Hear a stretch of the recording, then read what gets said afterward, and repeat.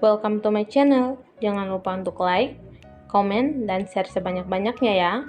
Ada pepatah yang bilang, tak kenal maka tak sayang. Izinkan saya untuk memperkenalkan diri. Halo semuanya, saya Estalina Pebrini, NIM 2201070063, mahasiswa semester 3 kelas B, Prodi PPKN Undana. Disclaimer, video pembelajaran ini saya buat untuk memenuhi tugas mata kuliah Undang-Undang Dasar 1945 dengan topik Sejarah Perkembangan Konstitusi di Indonesia. Selamat menyaksikan. Sebelum kita masuk pada sejarah perkembangan konstitusi, maka alangkah lebih baik untuk kita pahami dulu sebenarnya apa itu konstitusi. Menurut Kamus Besar Bahasa Indonesia, konstitusi adalah segala ketentuan dan aturan tentang ketatanegaraan berupa undang-undang dasar dan sebagainya, dan secara sederhana dapat diartikan sebagai sejumlah ketentuan hukum yang disusun secara sistematik untuk menata dan mengatur pokok-pokok struktur dan fungsi lembaga-lembaga pemerintahan.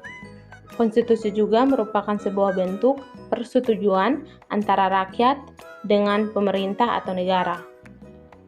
Sesuai dengan materi pembahasan kali ini, maka mari kita simak penjelasan singkat tentang sejarah perkembangan konstitusi yang ada di Indonesia.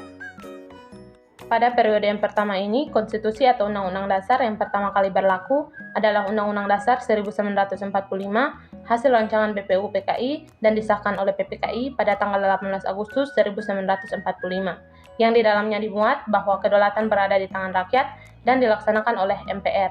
MPR terdiri dari DPR, utusan daerah, dan utusan golongan. Namun pada masa ini, konstitusi belum dijalankan secara murni dan sistem ketatanegaraan berubah-ubah. Pada periode yang kedua ini, berubahlah konstitusi Indonesia dari UUD 1945 menjadi Undang-Undang Dasar Republik Indonesia Serikat dan berubah pula bentuk negara kesatuan menjadi negara serikat atau federal. Kekuasaan kedaulatan Republik Indonesia Serikat dilakukan oleh pemerintah bersama-sama dengan DPR dan Senat, dan sistem pemerintahannya juga berubah dari presidensial menjadi parlementer. Namun demikian, pada konstitusi RIS ini juga belum dilaksanakan secara efektif karena lembaga-lembaga negara belum dibentuk sesuai amanat. Pada periode yang ketiga ini, bentuk negara adalah negara kesatuan, yakni negara yang bersusun tunggal, sebagaimana ditegaskan dalam Pasal 1 Ayat 1 Undang-Undang Dasar Sementara 1950. Sistem pemerintahannya adalah sistem pemerintahan parlementer karena tugas-tugas eksekutif dipertanggungjawabkan oleh menteri, baik secara bersama-sama maupun sendiri-sendiri kepada DPR.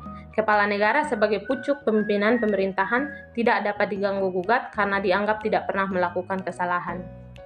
Pada periode yang keempat ini, Undang-Undang Dasar 1945 kembali diberlakukan atas dasar Dekret Presiden tanggal 5 Juli tahun 1959. Sistem pemerintahan yang sebelumnya parlementer diubah menjadi sistem presidensial. Namun dalam prakteknya, Undang-Undang Dasar 1945 tidak diberlakukan sepenuhnya hingga tahun 1966, sehingga stabilitas demokrasi yang dikehendaki oleh Undang-Undang Dasar 1945 tidak berjalan dengan baik. Pada periode yang kelima ini, Undang-Undang Dasar 1945 mengalami perubahan hingga 4 kali sejak tahun 1999 hingga 2002 atau yang dikenal dengan istilah amandemen.